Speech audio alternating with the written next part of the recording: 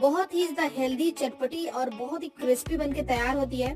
3-4 bread को मैंने इस तरह से तोड़ लिया है, मिक्सी में डालकर हम इसे ग्राइंड कर लेंगे। सेम साइड में रखते हैं। एक उबला हुआ आलू था जिसे मैंने यहाँ पे ग्रेट कर लिया है।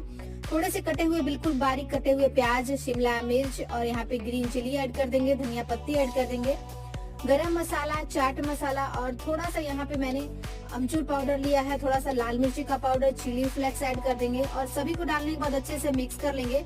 ब्रेड क्रम्ब जो हमने तैयार किया था वो डाल देंगे। 2 चम्मच हम यहाँ पे चावल का आटा डाल देंगे और इस तरह से हम स्लैब पे फैला देंगे।